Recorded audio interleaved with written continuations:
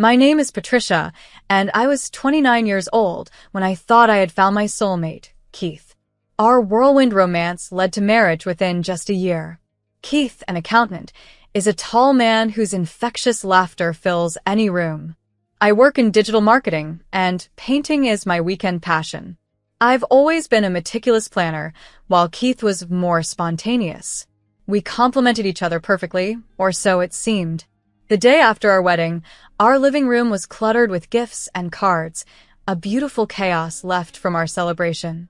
That's when Keith's parents, Judy and Logan, came over. Our quick marriage meant I hadn't spent much time with them, but they seemed pleasant enough at first. As we began opening the gifts, I noticed Judy and Logan were particularly interested in what we received. "Is that a crystal vase?" Judy asked, picking up a sparkling vase from my Aunt Kelly. She examined it closely, clearly captivated by it. "Yes, it's beautiful, isn't it?"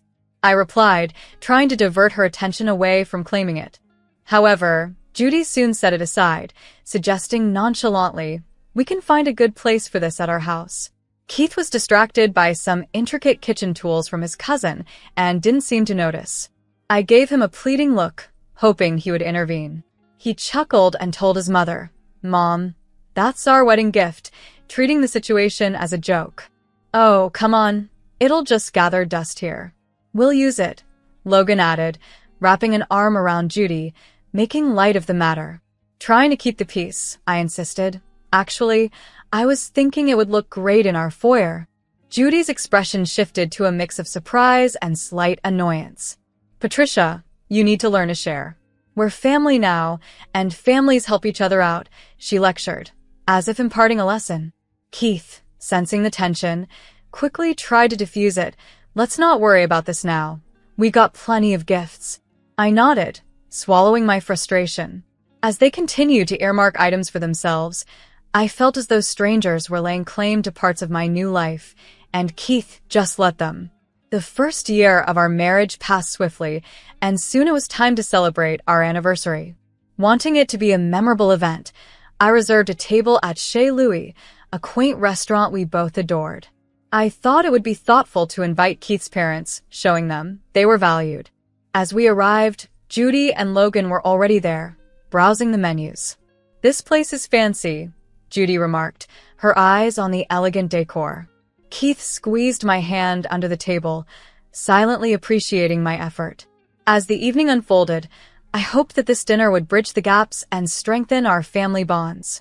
As we settled into our seats at the restaurant to celebrate our anniversary, I chose the salmon, Keith's favorite, while Judy's eyes quickly darted to the most extravagant options on the menu. "We'll have the lobster and the filet mignon," she announced, choosing the priciest items effortlessly. Logan chimed in with a cheeky wink to the waiter, "And why not add a bottle of your finest wines?" My smile tightened as I attempted to keep the atmosphere light. "Quite the celebration, huh?" I remarked. Keith simply shrugged. "It's a special night. Let's not worry about the cost." Throughout the dinner, Judy and Logan seemed to relish every bite as if it was a feast fit for royalty, seemingly oblivious to the hefty bill that would follow. As we enjoyed our meal, I couldn't shake the feeling that our anniversary was being overshadowed by their lavish choices. When the check arrived, I noticed Keith's surprise at the amount, but he quickly composed himself and handed over his card to the waiter.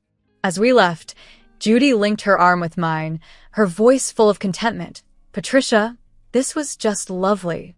We should do this again next year."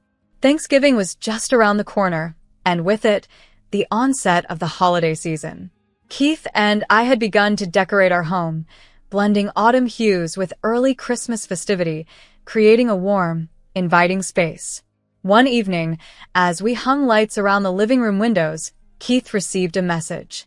He chuckled as he read it. "Oh, my parents are ahead of the game. They've already sent over their Christmas wish list." Curious, I asked, "Wish list?" "Yeah, they send one every year. It makes shopping easier," he explained, scrolling through his phone.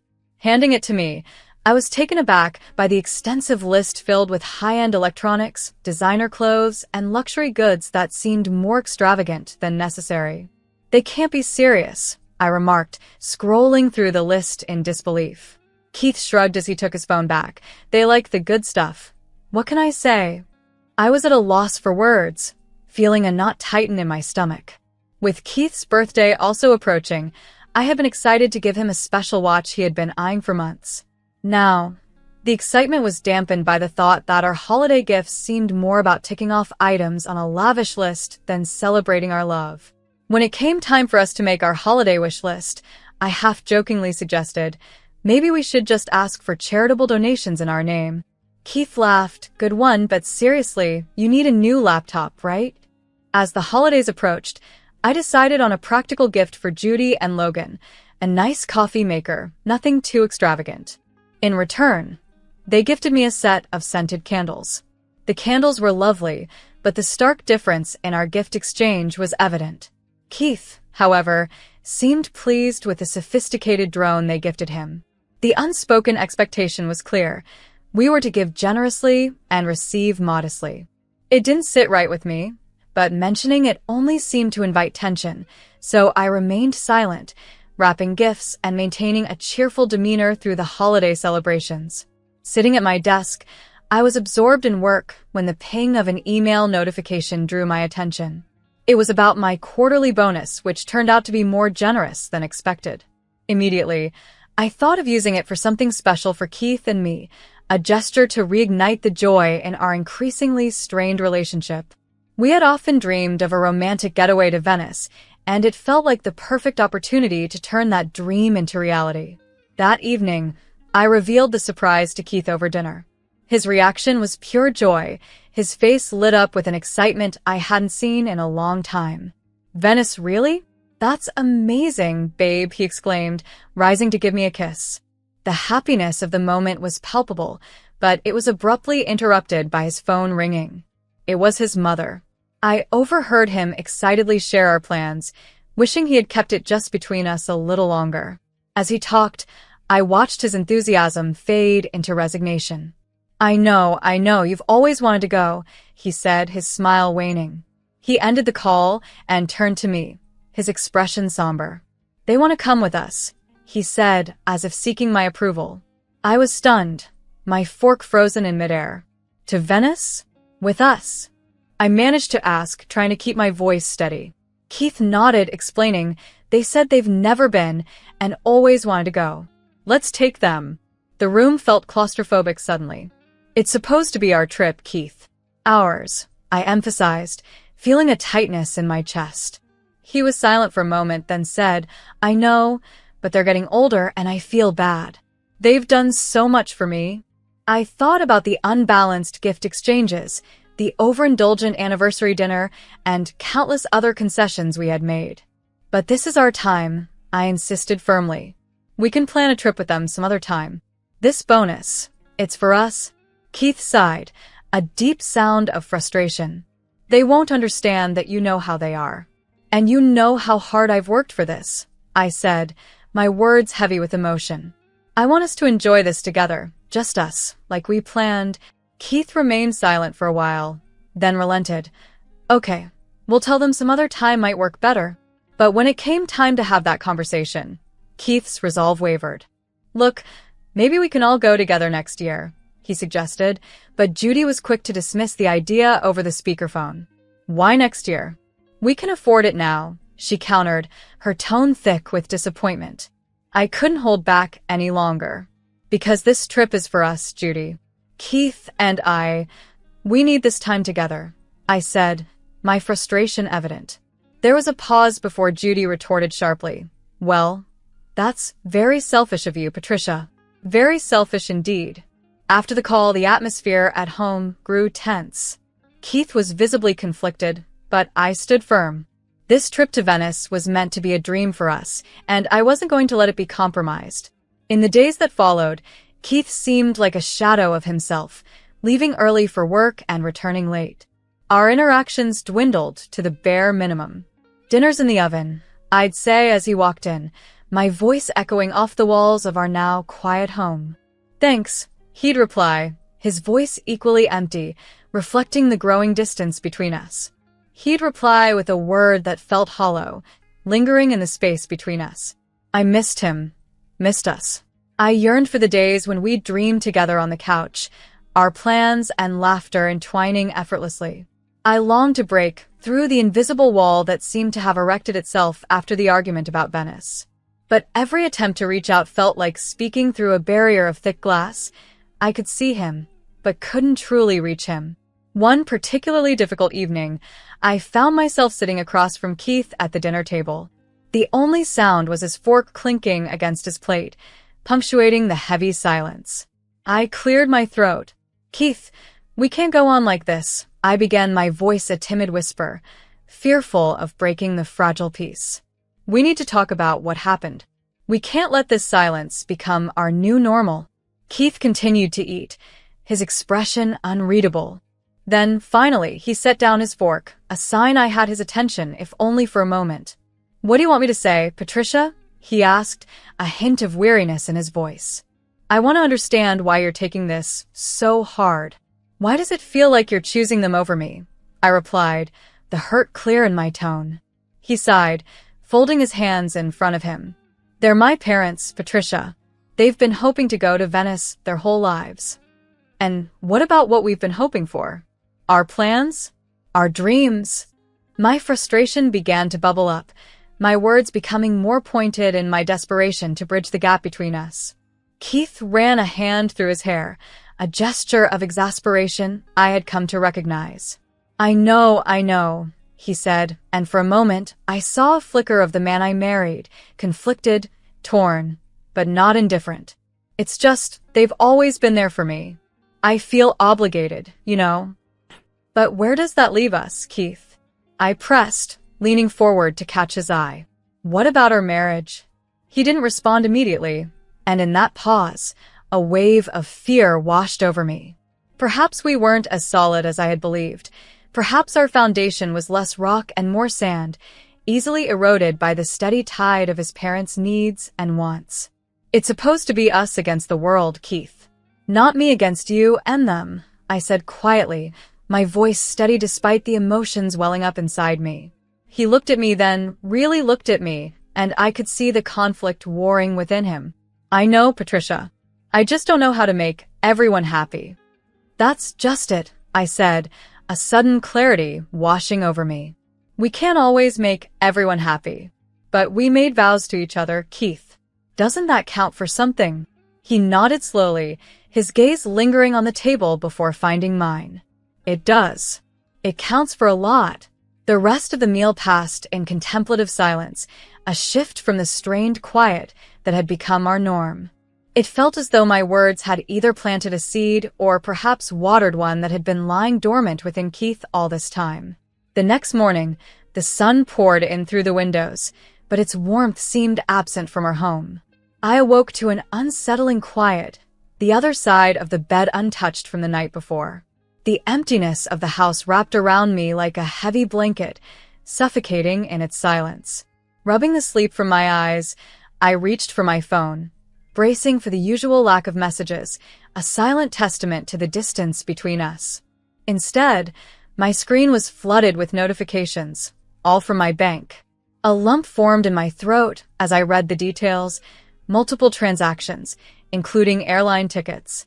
As I sat in the quiet of the early morning, an array of notifications lit up my phone, revealing a shocking reality.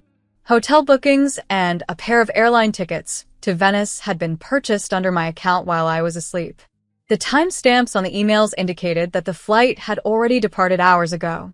Keith and his parents had embarked on the Venetian getaway that was supposed to be ours, financed by the bonus I had earned. A wave of disbelief washed over me, quickly turning into anger and a profound sense of betrayal. The phone felt heavy in my hand as I processed the truth. Keith, whom I had trusted with everything, had access to my accounts and had used that trust against me. It was all there in stark black and white, the digital evidence of his deceit. My heart raced, and my mind reeled from the betrayal by the one person I had thought would always stand by me. With trembling hands, I dialed his number, though I knew he wouldn't answer, not with the time difference, and certainly not with the echoes of our last confrontation still hanging between us. As the voicemail beep sounded, Almost taunting in its cheerfulness, I spoke. Keith, I saw the charges. You took your parents to Venice using my bonus. I don't even know what to say, but I hope it's worth it. I hope it's worth everything. The house felt colder and emptier after the call. The walls seemed to close in around me, heavy with the weight of unspoken words and now, likely, words that would never be spoken. I sat at the kitchen table, enveloped by silence, but inside, a storm of emotions raged. With a resolute heart, I began canceling the hotel rooms, the return flights, and every part of the trip tied to my finances. With each cancellation, I felt a part of my former life slipping away, the future I had envisioned dissolving before my eyes. Once everything was undone, I took definitive steps to sever financial ties. I contacted the bank and removed Keith's access to my accounts. Each click's a mix of fear and liberation. The man I had married, the family I had tried to integrate into, they were now strangers. Strangers who had exploited my generosity instead of cherishing it. With mechanical precision, I packed my bags, each item packed away a reminder of a dream that needed to be shelved. There was no possibility of returning to what was. No apology could mend the breach his actions had caused. Keith had made his choice clear, and in doing so, he had determined my path as well. The wedding ring, once a symbol of our commitment, now felt cold and heavy in my palm. I left it on the counter, its sparkle mocking the morning light. With one final glance at the life I was leaving behind, I shut the door on what was never truly a home. It was late afternoon by the time I drove away, my car filled with clothes and essentials, each item a stark reminder of how swiftly my life had turned. As I drove, my phone began to buzz with messages, one from Keith, several from his mother. I pulled over to read them, knowing they would only strengthen my resolve. Keith's message was simple. Patricia, please, we need to talk about this. Can't we just discuss it? His words rang hollow, almost insulting in their simplicity. I started to type a reply but stopped. No words could bridge the gulf between us now. His mother's messages were a mix of confusion and attempts to justify their actions, but they too fell on deaf ears. The decision was made, and the chapter was closed as I drove toward a new beginning. Amidst the shock and hurt, I turned my phone off, leaving Keith's mother's desperate messages unanswered. They were halfway around the world, enjoying the sights of Venice on a trip funded by deceit. They could sort out their accommodations. My first move was to secure my finances. I drove to the bank, where the manager, a compassionate middle-aged woman, greeted me warmly. I need to ensure my husband can no longer access my accounts, I told her, my voice steadier than I felt. She nodded with understanding, assuring me, let's make sure you're fully protected. By the time I left the bank, I felt a renewed sense of control. My accounts were secure, and with a resolute mind, I drove to the only place I felt I could truly relax, my sister's house. She opened the door before I even knocked, pulling me into a comforting embrace. Patricia, I've been so worried, she said, her concern palpable. As we sat at her kitchen table, she expressed disbelief at Keith's actions. You deserve so much better, she asserted. I nodded, the reality of the situation sinking in. I know. That's why I'm not going back. I've canceled everything and left the house. I'm done, I declared. Isabella squeezed my hand, a mix of anger and pride on her face. Good for you. What's your plan now? I glanced around the familiar surroundings, a sense of relief washing over me. I'm starting with filing for divorce. I can't stay married to someone who has so little respect for me. Do you need a lawyer? Isabella offered immediately, ready to support me in any way she could. I'll find one, I affirmed, feeling my resolve harden. I need someone who doesn't know Keith or his family. I need this to be a clean cut. As Isabella and I unpacked my car and began planning the next few days, I found comfort in the mundane tasks, a grounding force amid the chaos. Standing in her kitchen with a mug of coffee warming my hands, my phone vibrated insistently. It was Keith again, his message a blend of apology and plea. Patricia, we need to talk. I'm sorry. I miss you, and I think we can work things out. I sighed, his repeated "I'm sorry" now feeling as insubstantial as a threadbare blanket. "Not this time, Keith," I muttered under my breath, crafting a response that left no room for doubt. "There's nothing left to discuss. Please respect my decision." The silence that followed was heavy, but it wasn't enough to sway my resolve. This determination was put to the test a few days later when Keith's parents showed up at my sister's doorstep, their faces contorted with anger. They barged past a stunned Isabella. "You've got some nerve, Patricia," his mother exclaimed shrilly. "You ruined our family vacation. You're just a greedy, selfish woman." Isabella stepped in front of me, her posture protective. "That's enough. You're not going to come into my house and insult my sister," she declared firmly. The argument escalated quickly, catching the attention of the neighbors who began to peek out of their windows, drawn by the commotion. The confrontation was intense, but Isabella's unwavering support and my newfound clarity helped me stand firm. This was not just a moment of confrontation. It was a definitive end to a chapter of my life that I was ready to close. The confrontation with Keith's parents escalated quickly, and I was certain it would end with the police being called. Isabella, with her protective stance, firmly told them to leave, or she would call the authorities herself. Their departure did little to clear the air, leaving a palpable tension lingering in their wake. However, amidst the turmoil, a profound realization took hold. I was unequivocally done. The divorce process felt like navigating a sterile, procedural dance. I methodically signed the papers and nodded through legal explanations regarding settlements and asset divisions. Each signature seemed to sever another chain. Each document signed felt like loosening a tether that had held me bound. When it was all finally over, I stepped out of the courthouse feeling liberated. The air was fresh, and a gentle breeze played with the loose strands of my hair. Isabella was there to meet me, her embrace tight and supportive.